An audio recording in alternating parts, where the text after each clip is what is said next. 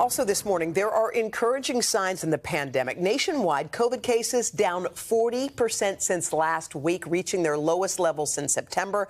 Hospitalizations down 28%. Deaths have fallen 9%, but still at a distressingly high average. That's more than 2,200 people a day. So the question is it time to take off those masks? With more states letting mandates expire, the rules across the country are, to put it nicely, a confusing patchwork. And the CDC is promising revised guidance soon. Yeah, with us now to talk about all of it is Dr. Ashish Jha. He's the Dean of Brown University School of Public Health. Dr. Jha, good morning. Good morning. Hi. Good to see you. Good morning. So the numbers are down. Everyone is sort of cheering, pulling out the pom-pom, saying, wow, it looks like it's time. Do you think it's time to do away with masks altogether? Yeah, so I do think that over the next few weeks, I think it's going to be reasonable to lift mask mandates. Infections, as you said, are dropping precipitously. Hospital capacity's gotten better. Deaths are going to get much better in the next few weeks. So yeah, I think it's pretty reasonable time to pull off the mask mandates. What about in schools? Because that's the one, I mean, even look here in New York, they've lifted some of the mandates. Schools still in effect. I mean, and that's for a lot of us with little kids. We're wondering, when can they take them off? When is it safe? I think it's pretty reasonable for schools as well. I mean, first of all school-age kids can now get vaccinated, so that's good news.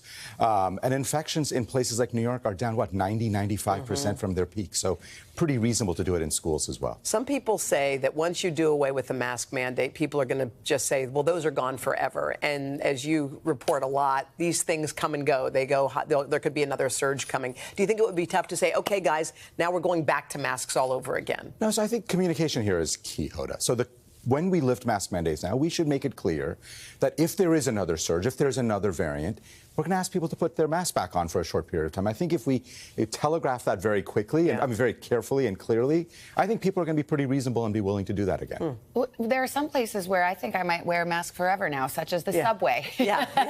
I was on a crowded subway the other day. I was happy to have my mask on.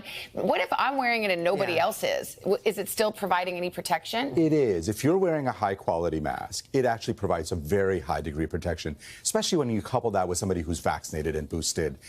You can really protect yourself, even if everybody else around you is not masked. I think everybody knows somebody who refuses to get vaccinated, will not get vaccinated. There are some people, there's even a guy who wouldn't get a heart transplant because he didn't want to get the vaccine. For that sect of the country, if they choose not to get vaccinated, is there a way to beat this thing down the road? It's going to be very hard if you have a chunk of Americans who just do not get vaccinated. We're going to see more surges. We're going to see more hospitals filling up. So that will continue to be a problem. That's why I believe that vaccine mandates actually make a lot of sense. But also just engaging with people and over time working with them to figure out how to make them more comfortable getting vaccinated. And just real quickly, I mean, we obviously saw the Omicron variant just explosively contagious, but seemingly less virulent. Is that the path we can expect future variants to take, or is it just a who knows? We don't know. I mean, we all want to believe that every future variant will be less and less severe.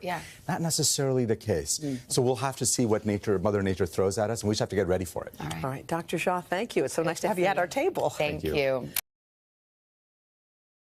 Hey, thanks for watching our YouTube channel. Find your favorite recipes, celebrity interviews, uplifting stories, shop our favorite deals, and so much more with the Today app. Download it now.